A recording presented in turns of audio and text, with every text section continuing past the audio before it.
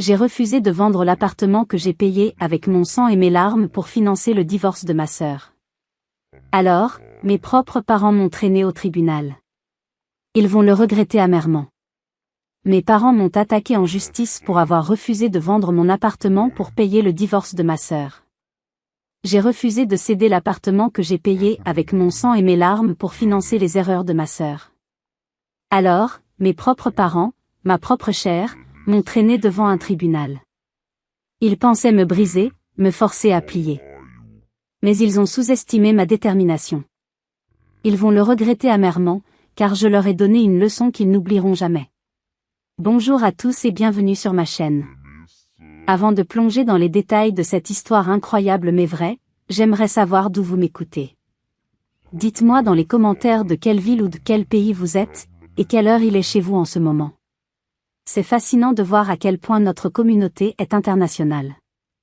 Maintenant, installez-vous confortablement, car vous n'allez pas en croire vos oreilles. Tout a commencé par un simple appel téléphonique un mardi soir pluvieux de novembre. J'étais chez moi, dans mon petit T2 du quartier de la Croix-Rousse à Lyon.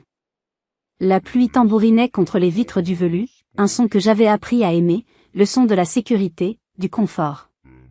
Dehors, le monde pouvait être chaotique, mais ici, entre ces quatre murs, j'étais la maîtresse de mon destin. Ce n'était pas le grand luxe, loin de là, mais c'était mon sanctuaire.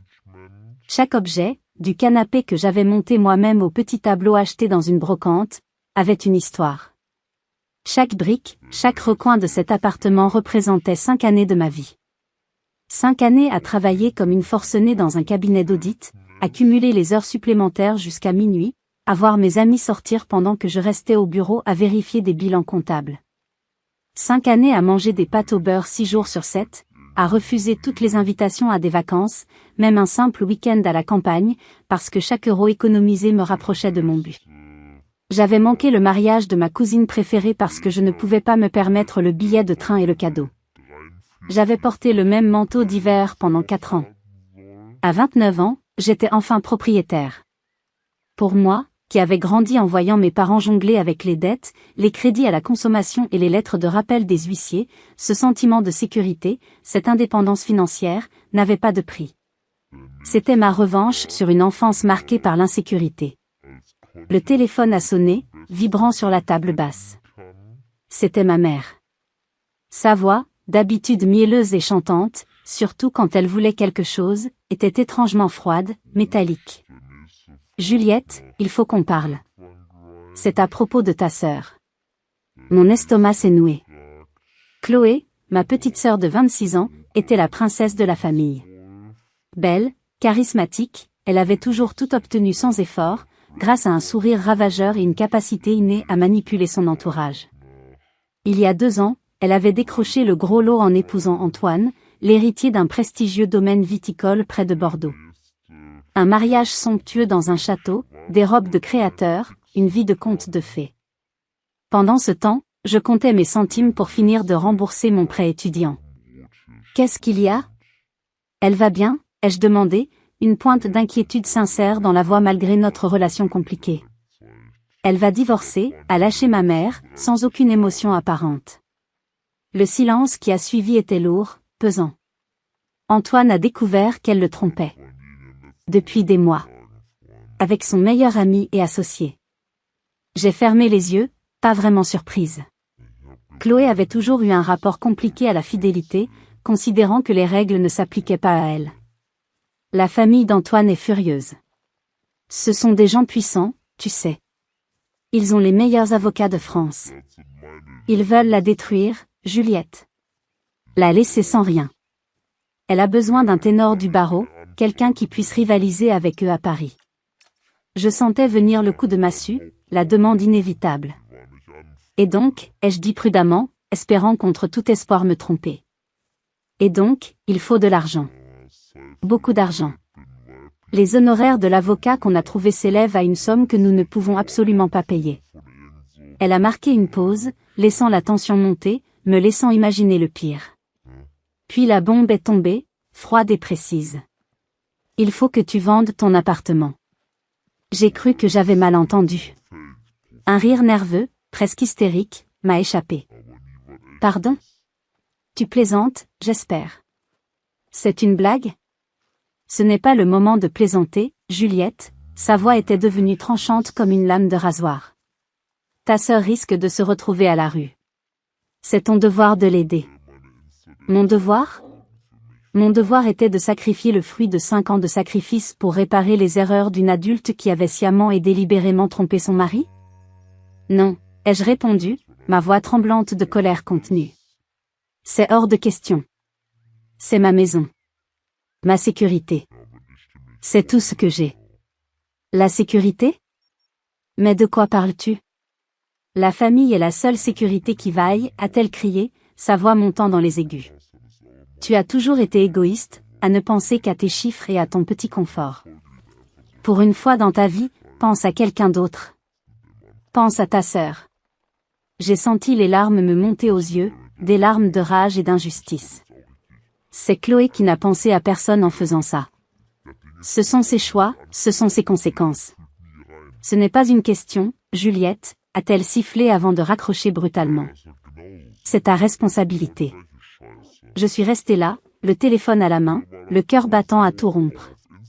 Le silence de mon appartement me paraissait soudain assourdissant, menaçant. Il ne pouvait pas être sérieux. Il n'osait pas. Mais au fond de moi, une petite voix me disait que ce n'était que le début du cauchemar. Et effectivement, quelques jours plus tard, j'ai reçu un email m'ordonnant de me présenter à une réunion de famille d'urgence. Qu'est-ce qu'il préparait encore? Le dimanche suivant, j'ai fait les 3 heures de route de Lyon à Tours, un poids énorme dans la poitrine. Chaque kilomètre me rapprochait de ce que je savais être une embuscade. Le paysage défilait, mais je ne voyais rien, perdu dans mes pensées anxieuses.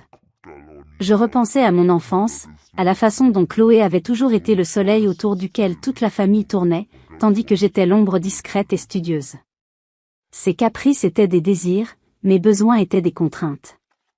Une fois, pour ses 16 ans, mes parents s'étaient endettés pour lui offrir un scooter.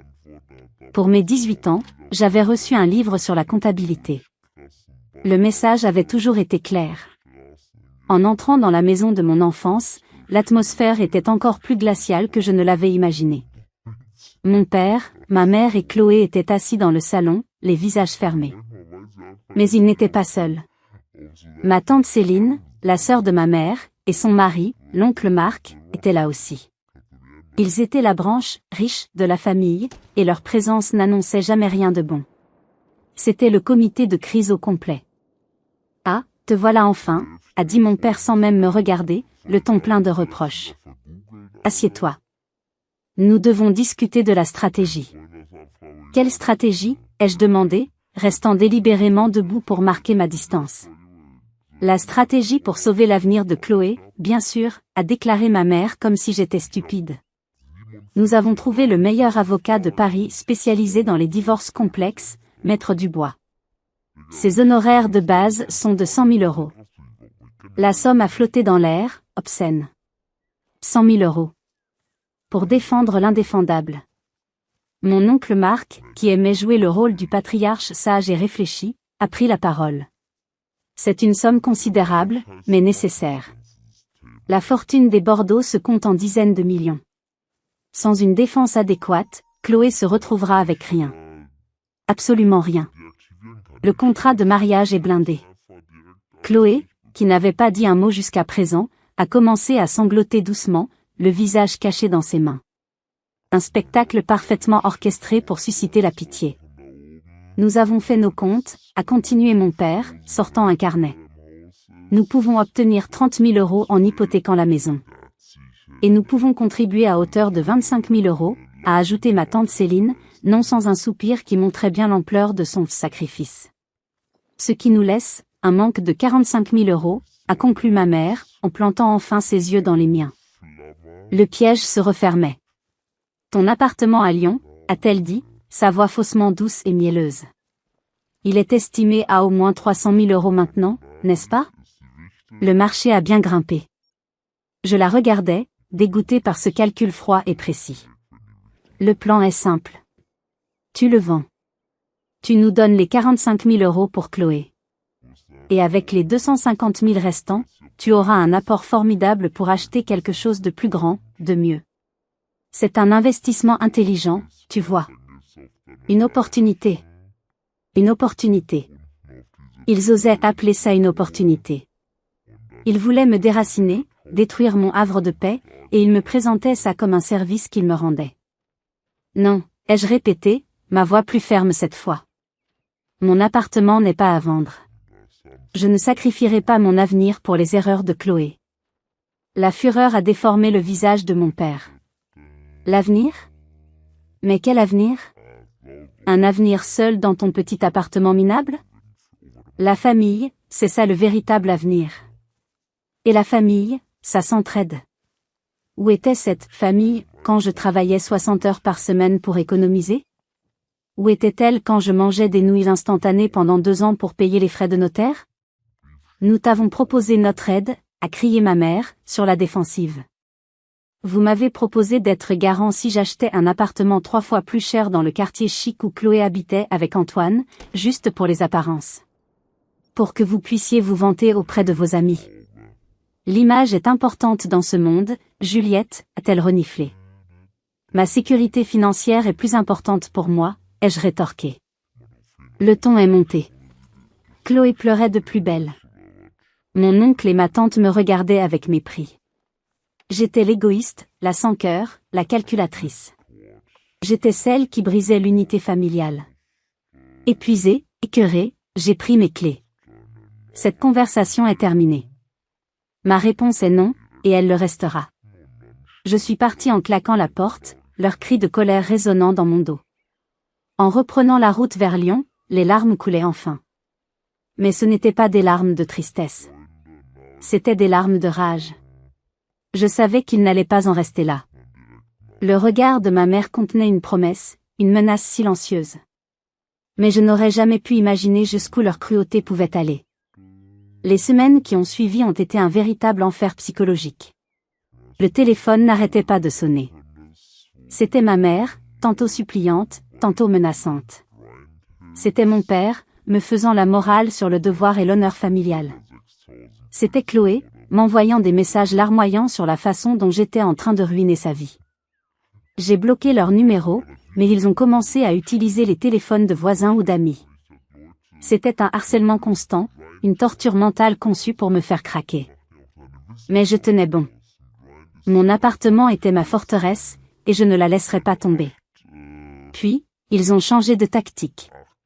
Ils ont décidé de ne plus s'attaquer à ma conscience, mais à ma subsistance.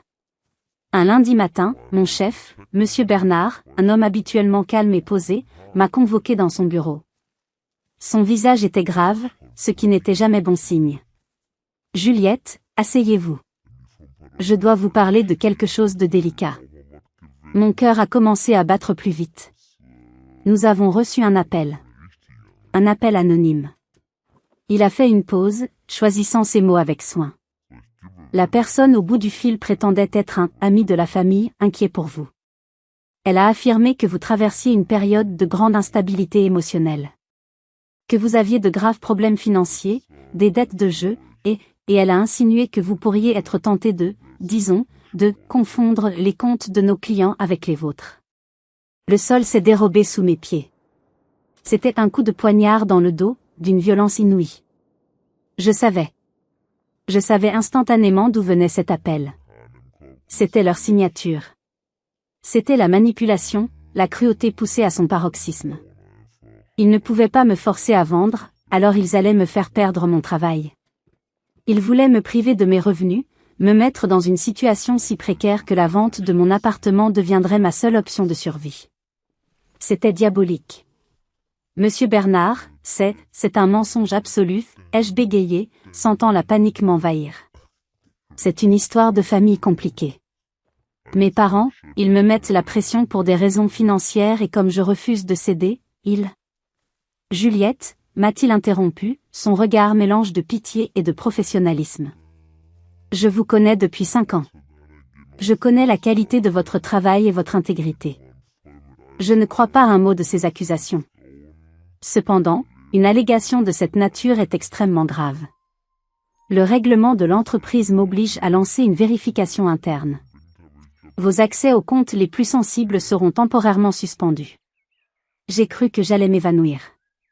Même si mon patron me croyait, le mal était fait. La suspicion planait. J'ai passé la semaine la plus humiliante de ma vie. J'ai dû fournir des relevés de comptes personnels, des déclarations d'impôts, tout ce qui pouvait prouver que je n'avais aucune dette de jeu, que ma situation financière était saine. Mes collègues me regardaient bizarrement, chuchotant dans mon dos. La confiance, si durement gagnée, était brisée. Finalement, l'audit interne m'a complètement blanchi, et M. Bernard s'est excusé pour la procédure. Mais la cicatrice était là. Ils avaient essayé de détruire ma réputation, ma carrière, tout ce que j'avais construit. C'est à ce moment-là que j'ai compris qu'il n'y avait plus de retour en arrière possible. Ce n'était plus une simple dispute familiale. C'était une guerre. Et maintenant, je me tourne vers vous. Imaginez que votre propre famille, vos parents, essaient de vous faire licencier pour vous forcer à leur donner de l'argent. Comment réagiriez-vous? Quelle serait votre prochaine étape? Dites-le moi dans les commentaires, je suis vraiment curieuse de connaître votre avis. J'ai survécu à cette attaque, mais le répit a été de courte durée. Le choc de cette trahison était encore vif quand, une semaine plus tard, le facteur a sonné à ma porte. Il m'a tendu une lettre recommandée avec accusé de réception. Mon estomac s'est glacé en voyant l'expéditeur, un cabinet d'avocats de Tours. Qu'est-ce qu'ils avaient encore inventé? Mes mains tremblaient tellement que j'ai eu du mal à ouvrir l'enveloppe. À l'intérieur, plusieurs pages de jargon juridique que j'ai dû lire 3 fois pour en comprendre le sens. C'était une assignation à comparaître devant le tribunal de grande instance. Mes parents. Mes propres parents me poursuivaient en justice. Le motif de l'action en justice était si absurde, si grotesque, que j'ai d'abord cru à une mauvaise blague. Ils m'attaquaient pour enrichissement sans cause, rupture d'un contrat familial implicite. Selon leur avocat, en m'ayant élevé, nourri, logé et éduqué pendant 18 ans, mes parents avaient contracté avec moi une sorte de dette de vie. Mon succès professionnel, qui me permettait aujourd'hui d'être propriétaire, était, selon eux, le fruit direct de leur investissement parental. Par conséquent, j'avais une obligation légale, morale et contractuelle de leur rembourser cet investissement en cas de besoin urgent de leur part. Et la situation de Chloé constituait, à leurs yeux, un cas de force majeure. Pour appuyer leur plainte, ils avaient joint une annexe. Une liste. Une liste détaillée et chiffrée de toutes les dépenses qu'ils avaient engagées pour moi de ma naissance à ma majorité. Il y avait tout. Le coût des couches, le prix de mon premier vélo, les frais de cantine du collège, les leçons de piano que j'avais détestées, même une estimation du coût de l'électricité que j'avais consommée dans ma chambre d'adolescente. C'était surréaliste. Ils avaient transformé mon enfance en une facture. J'ai laissé tomber les papiers sur la table et je me suis effondrée sur une chaise, la tête entre les mains. Ce n'était pas de la colère que je ressentais à ce moment-là, ni même de la tristesse. C'était un vide immense. Un sentiment de dégoût profond. L'amour de mes parents, que je croyais inconditionnel, avait donc un prix. Et aujourd'hui, ils me présentaient l'addition. J'ai immédiatement appelé Sophie, ma meilleure amie. Elle est arrivée 20 minutes plus tard avec une bouteille de vin et 2 verres. Elle a lu les documents, ses yeux s'écarquillant à chaque page. Mais, c'est une folie pure et simple, a-t-elle murmuré. Ils ne peuvent pas faire ça. Légalement, c'est impossible, n'est-ce pas? Apparemment, leur avocat pense que si, ai-je répondu, ma voix vide de toute émotion. Qu'est-ce que tu vas faire? Un éclair de lucidité a traversé mon désespoir. La peur a commencé à laisser place à une froide détermination. Ils avaient essayé la manipulation émotionnelle. Ils avaient essayé de détruire ma carrière. Maintenant, ils utilisaient l'arme de la justice pour me voler le fruit de mon travail. Très bien. S'ils voulaient la guerre, ils allaient la voir. Je vais me battre, ai-je dit, en relevant la tête. Je vais me battre avec tout ce que j'ai. Le lendemain, sur les conseils de mon patron, j'ai pris rendez-vous avec maître Isabelle Laurent, une avocate lyonnaise réputée pour être une véritable tigresse dans les affaires familiales complexes. Je suis entrée dans son bureau, le dossier de l'assignation à la main. Je lui ai raconté toute l'histoire, de l'appel initial à la tentative de me faire licencier, jusqu'à cette lettre. Elle m'a écouté attentivement, sans m'interrompre, en prenant des notes. Quand j'ai eu fini, elle a pris les documents de l'assignation. Elle a lu la liste des dépenses parentales. Soudain, un son a éclaté dans le silence de son bureau. Elle riait. Pas un petit rire discret, mais un véritable éclat de rire, franc et sonore. Mademoiselle, a-t-elle dit en essuyant une larme au coin de son œil. Dans ma carrière, j'ai vu des choses insensées. Des divorces où les gens se battent pour la garde du poisson rouge.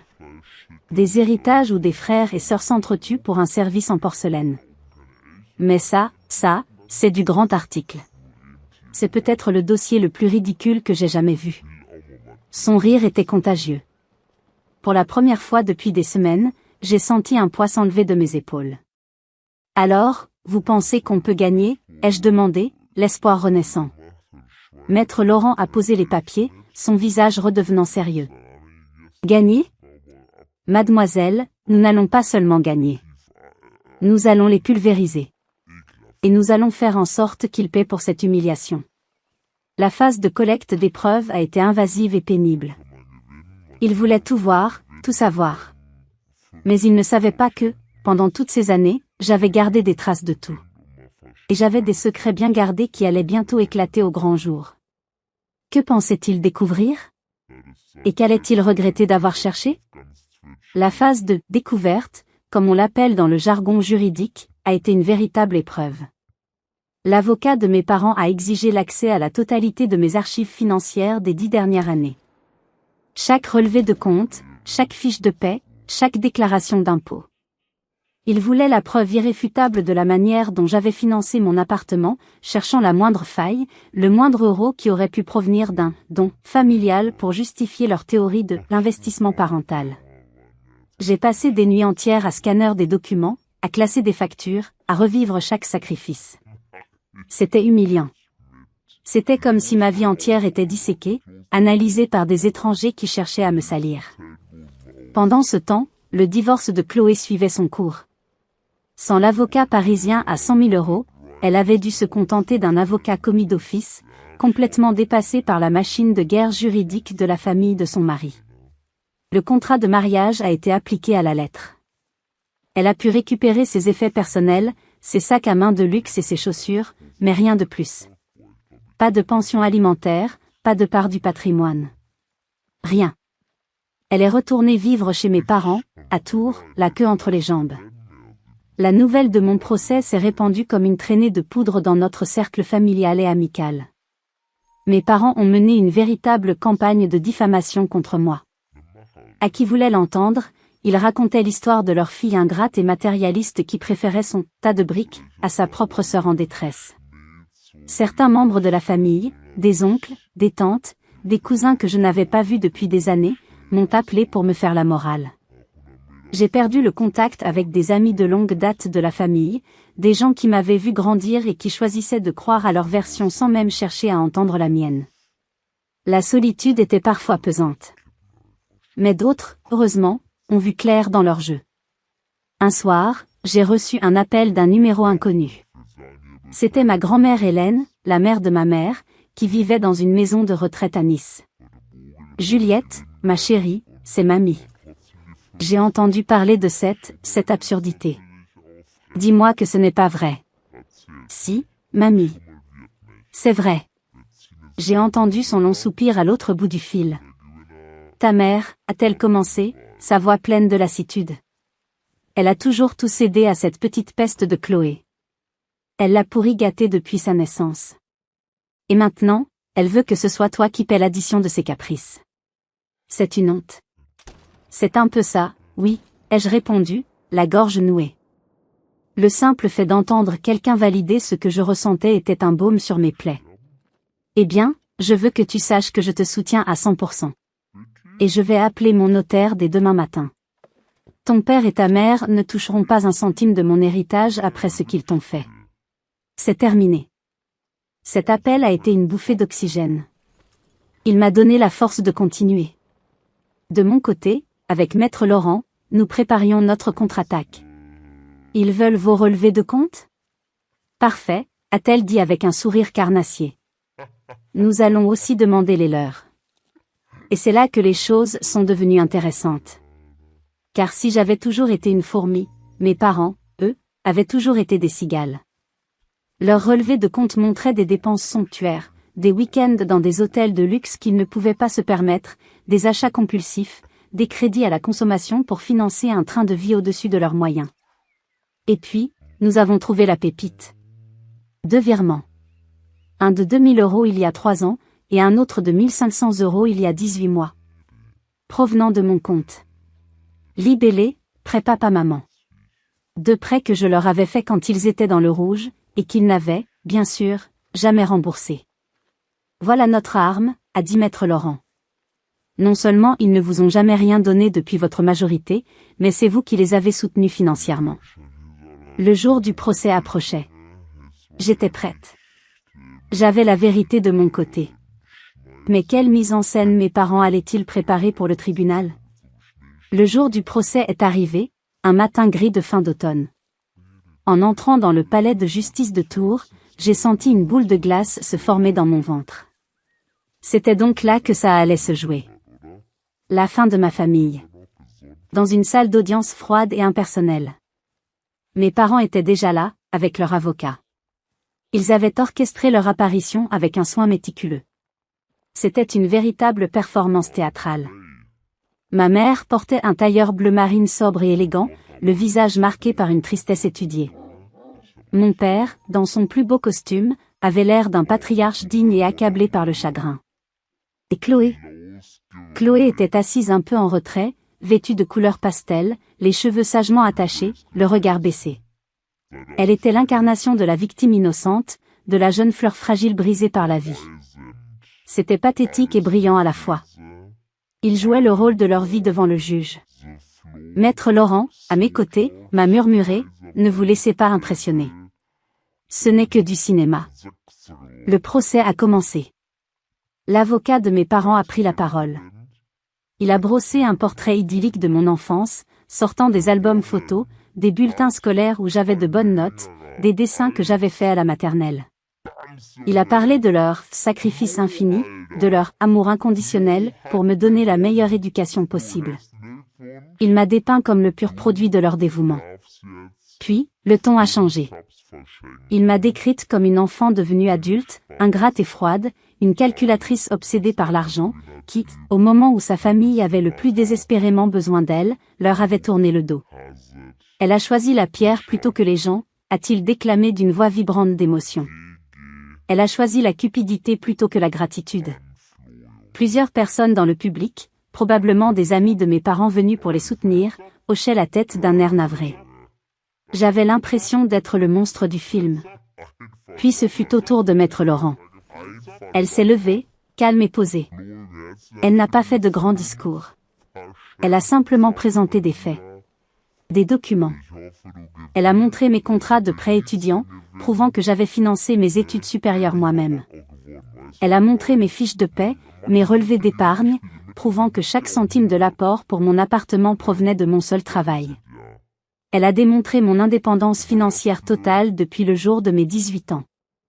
Et puis, elle a sorti les 2 relevés de compte. Les siens. Et les miens. Votre honneur, a-t-elle dit d'une voix claire.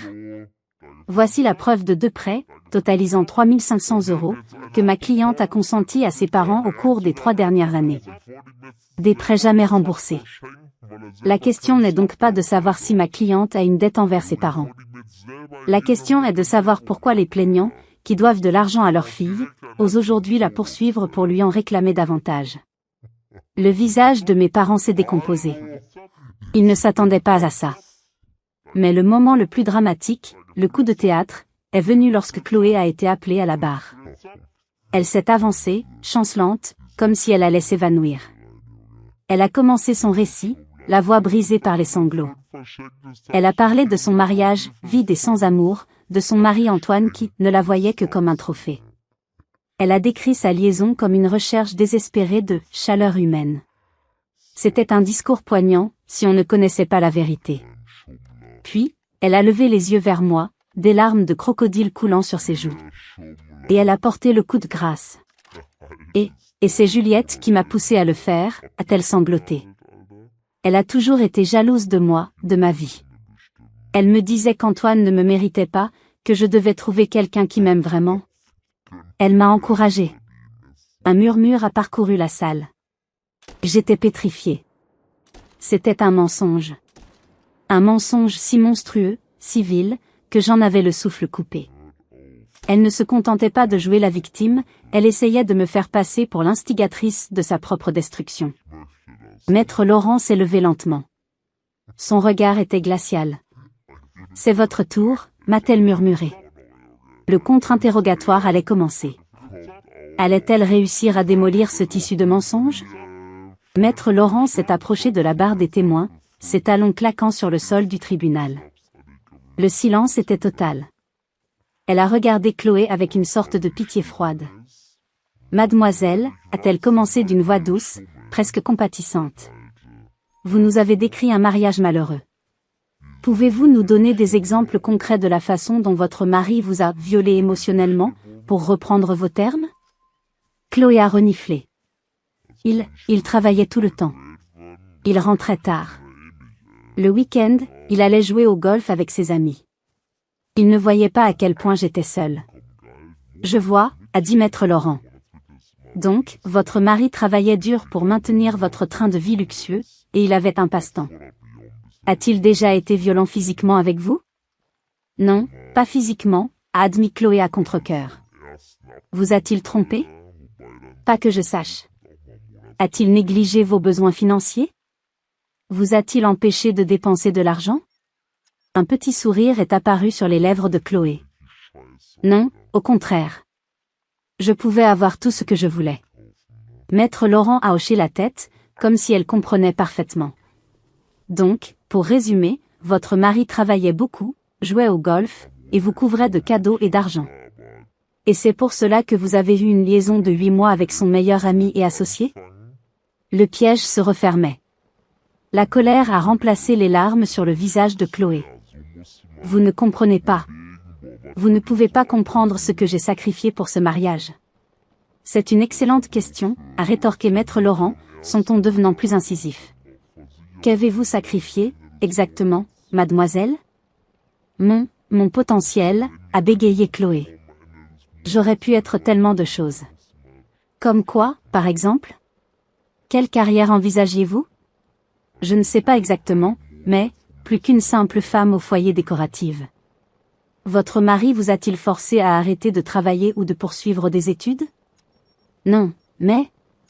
Avez-vous exprimé le désir de suivre une formation ou de lancer un projet professionnel pendant votre mariage? Ce n'est pas la question, a-t-elle presque crié. Au contraire, c'est exactement la question, a insisté Maître Laurent. Vous avez fait le choix de la dépendance financière, et aujourd'hui vous reprochez aux autres les conséquences de ce choix. Puis, l'avocate a porté l'estocade. Vous avez également affirmé, sous serment, que votre sœur Juliette, ici présente, vous a encouragé à avoir cette liaison. C'est bien cela? Oui, a affirmé Chloé avec force. Votre sœur, Juliette, a continué Maître Laurent en se tournant vers moi, puis de nouveau vers Chloé. Celle qui, pendant que vous passiez vos vacances aux Maldives et achetiez des sacs à main à 5 000 €, travaillait 60 heures par semaine et mangeait des nouilles instantanées pour économiser de quoi acheter un petit appartement à Lyon. C'est bien cette sœur-là qui, rongée par la jalousie selon vous, vous aurait conseillé de risquer de perdre votre vie de luxe? Est-ce que cela vous semble crédible, mademoiselle? Le visage de Chloé est devenu blême. Elle a ouvert la bouche, puis l'a refermée. Aucun son n'est sorti. Le mensonge était trop gros, trop incohérent. Elle était prise à son propre piège. Elle a regardé notre mère, cherchant du secours, mais même le visage de ma mère était une grimace de défaite. La performance était terminée. Le rideau était tombé. Le juge a ajourné l'audience, annonçant qu'il rendrait sa décision dans une semaine. Une semaine. 7 jours à attendre, à tourner en rond, à me demander si la logique et la vérité allaient l'emporter sur le théâtre et la manipulation.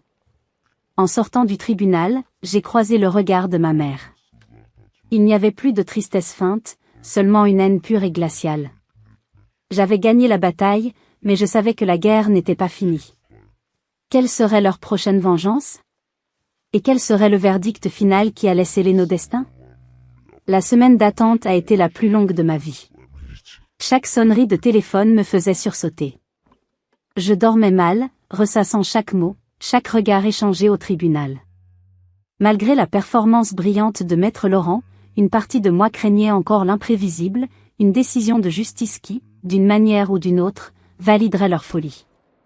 Enfin, le jour du jugement est arrivé. Je suis retournée au tribunal, cette fois avec une boule d'appréhension plus petite, mais toujours présente. La salle était moins remplie. Le spectacle était terminé, il ne restait plus que l'épilogue. Mes parents et Chloé étaient là, assis droits, les visages impassibles, comme des statues de sel. Le juge est entré. Il s'est assis, a ajusté ses lunettes et a commencé à lire sa décision d'une voix ferme et sans appel. La Cour a examiné avec attention les arguments des deux parties, a-t-il commencé. La demande des plaignants repose sur une notion de contrat familial implicite et de dette de vie. La Cour estime que cette notion est non seulement sans aucun fondement juridique, mais qu'elle est également dangereuse. Mon cœur a fait un bond. Les parents ont une obligation légale et morale d'élever leurs enfants. Cet acte ne constitue en aucun cas un investissement financier donnant droit à un retour sur investissement futur. Accepter un tel précédent ouvrirait la porte à une multitude de litiges qui détruiraient le tissu même des relations familiales dans notre société. Le juge a levé les yeux de ses papiers et a regardé mes parents droit dans les yeux. De plus, la Cour est profondément troublée par la tentative des plaignants d'utiliser les mécanismes légaux pour contraindre ce qui devrait être un soutien familial volontaire. La défenderesse, mademoiselle Juliette, n'a absolument aucune obligation de financer la procédure de divorce de sa sœur, surtout lorsque ladite procédure découle directement de l'adultère avoué de cette dernière. Il a marqué une pause. En conséquence, la Cour rejette l'intégralité des demandes des plaignants. Le dossier est classé sans suite. J'ai fermé les yeux, un immense soulagement m'envahissant. J'ai senti la main de Maître Laurent se poser sur mon bras. Mais le juge n'avait pas terminé. De surcroît, considérant le caractère manifestement abusif et frivole de cette procédure, la Cour condamne les plaignants à payer l'intégralité des dépenses, ainsi que les frais d'avocat de la défenderesse. C'était une victoire totale. Complète. Non seulement j'avais gagné, mais ils devaient payer pour m'avoir traîné dans cette épreuve. Le marteau du juge a frappé le bois, scellant leur défaite. Leurs visages étaient des masques de fureur et d'incrédulité. À l'extérieur du tribunal, loin du regard du juge, leur rage a explosé. Ma mère s'est précipitée vers moi, le visage déformé par la haine. « Tu as détruit cette famille », m'a-t-elle sifflé, sa voix venimeuse. « J'espère que tu es heureuse, seule dans ton stupide appartement. J'espère qu'il te tiendra chaud la nuit, parce que tu as perdu tout ce qui t'aimait. Les seules personnes que j'ai perdues sont celles qui ne me voyaient que comme un portefeuille, ai-je répondu calmement, ma voix étonnamment stable. Ne reviens pas pleurer quand tu auras besoin de nous, a ajouté mon père, le visage rouge de colère. Je n'ai jamais pu compter sur vous de toute façon, ai-je rétorqué.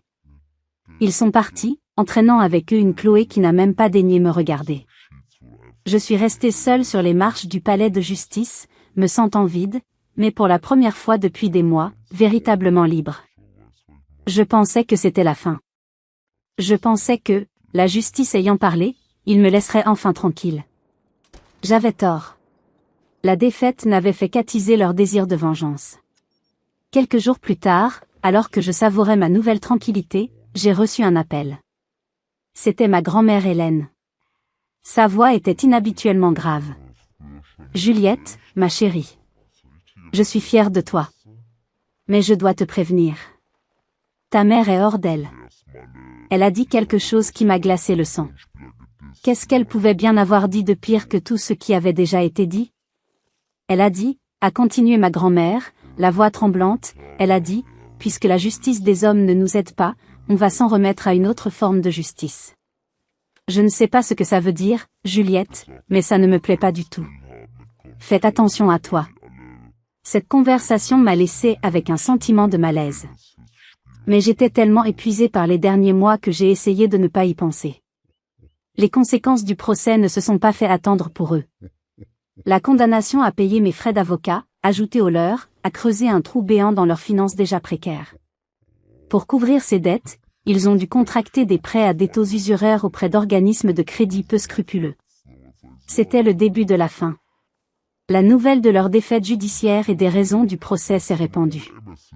L'histoire de la liste des dépenses et de la tentative de me faire licencier a fait le tour de la famille et des amis. Leur campagne de diffamation s'est retournée contre eux. Au lieu de la sympathie, ils ont récolté le mépris et la distance. Des portes se sont fermées. Chloé, sans le soutien financier d'Antoine ni la perspective d'un héritage de ma grand-mère, s'est retrouvée face à une réalité pour laquelle elle n'était absolument pas préparée. Elle n'avait jamais vraiment travaillé, n'avait aucune compétence particulière. Elle a trouvé un poste de vendeuse dans une boutique de luxe, mais a démissionné au bout de 3 semaines, se plaignant que plier des vêtements était indigne d'elle. Elle a commencé à fréquenter des hommes plus âgés, espérant trouver un nouveau mécène, mais sans succès durable. Puis, 6 mois après le procès, j'ai reçu un appel de ma tante Céline. Sa voix était pleine d'une urgence paniquée. « Juliette, il faut que tu nous aides. Tes parents, ils vont perdre la maison. » J'ai senti une pointe de satisfaction cruelle, que j'ai immédiatement réprimée. « C'est le résultat de leur choix, tante Céline, » ai-je répondu froidement. « Je sais, et j'ai eu tort de les soutenir. J'ai été aveugle. Mais là, c'est sérieux. Les créanciers les harcèlent. La banque a entamé une procédure de saisie. Et que veux-tu que je fasse, ai-je demandé. Un petit quelque chose, pour les aider à passer ce cap, tu as gagné, Juliette. Tu n'as pas besoin de les laisser couler. As-tu oublié qu'ils ont essayé de me faire couler, moi? As-tu oublié qu'ils ont essayé de me faire perdre mon travail et de me voler ma maison? Elle n'a rien trouvé à répondre. 4 mois plus tard, la saisie a eu lieu. Ils ont perdu la maison de mon enfance, celle où tous mes souvenirs, bons et mauvais, avaient été créés. Ils ont dû emménager dans un petit appartement en location dans un quartier malfamé de Tours. L'humiliation a été terrible pour mon père. Son orgueil, déjà mis à mal, a été anéanti. Il a commencé à boire de plus en plus, a perdu son emploi dans une compagnie d'assurance et est entré dans une spirale dépressive dont il n'est jamais vraiment sorti. Et puis, un soir, le téléphone a sonné. C'était ma mère. Sa voix n'était plus agressive, seulement brisée. « Juliette, c'est maman. Qu'est-ce que tu veux ?» ai-je demandé, sans aucune chaleur. « Nous allons être à la rue. Chloé, elle est enceinte. Le coup de grâce. » De qui, ai-je demandé, même si je connaissais déjà la réponse. De cet homme marié qu'elle voyait. Il l'a quitté dès qu'il a appris la nouvelle. Un silence. Puis, le chantage affectif final. S'il te plaît, Juliette. Ne fais pas ça pour nous. Fais-le pour ton neveu. Ou ta nièce. Un enfant innocent ne devrait pas payer pour les erreurs des adultes. J'ai fermé les yeux, et j'ai vu leur visage au tribunal. J'ai revu la liste des dépenses. J'ai repensé à l'appel anonyme à mon patron. Non, ai-je dit, ma voix calme mais définitive. Cet enfant a des parents. Il a une mère, Chloé. Il a des grands-parents. C'est votre responsabilité. Pas la mienne. Vous m'avez appris à ne compter que sur moi-même. C'est une leçon que je n'oublierai jamais. Maintenant, laissez-moi vivre ma vie. Et j'ai raccroché. Était-ce la bonne décision? Aurais-je dû penser à cet enfant innocent? 3 ans ont passé depuis ce dernier appel téléphonique. 3 années de silence. 3 années de paix. Ma vie a pris une trajectoire que je n'aurais jamais osé imaginer. Au travail, libérée du stress et du drame familial, j'ai excellé. J'ai été promue directrice financière du cabinet d'audit. Mon petit T2, celui qu'il voulait me faire vendre, a presque doublé de valeur sur le marché immobilier lyonnais. Il n'est plus seulement un toit, il est le symbole de ma résilience, le fondement de ma sécurité. Ma grand-mère Hélène nous a quittés il y a 1 an. Elle a tenu sa promesse. Son testament était clair, ses économies et sa petite maison à Nice me revenaient entièrement. Dans une lettre qu'elle m'avait laissée, elle écrivait « Tu as été la seule à leur tenir tête, la seule à refuser leur tyrannie. Je suis si fière de ta force. Utilise cet argent pour construire une vie que personne ne pourra jamais te menacer de détruire. Avec une partie de cet héritage, j'ai acheté un deuxième appartement que j'ai mis en location, consolidant encore davantage mon indépendance financière. Une indépendance que le chaos de mes parents m'a appris à chérir plus que tout. Parfois, par des connaissances communes, j'ai des nouvelles de l'autre côté. Les nouvelles ne sont jamais bonnes.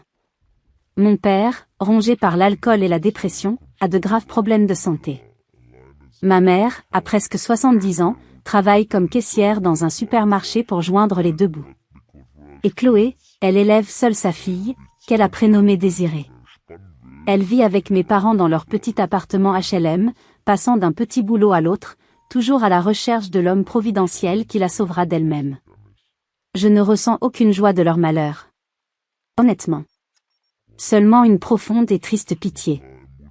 Je pense parfois à ma nièce, Désirée. J'ai vu des photos d'elle sur les réseaux sociaux.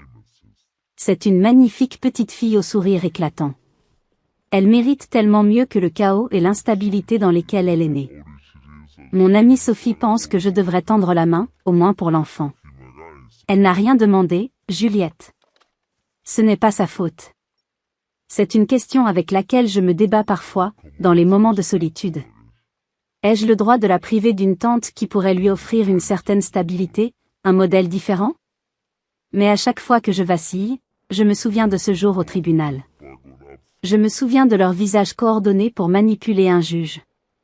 Je me souviens du mensonge monstrueux de Chloé à la barre.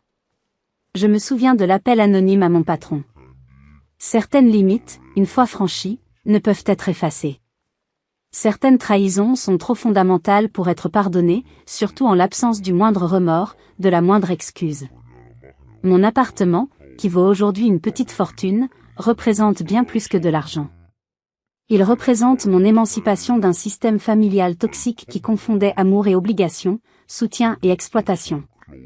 Il est la preuve que dire « non » n'est pas un acte d'égoïsme, mais un acte de survie. Est-ce que je referais les mêmes choix aujourd'hui? Absolument. Sans une once d'hésitation.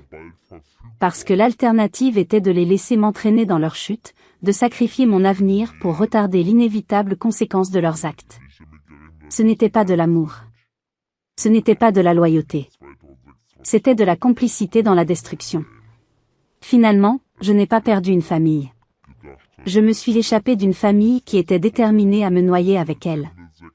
Et cet appartement, ce n'est plus seulement ma maison. C'est ma déclaration d'indépendance.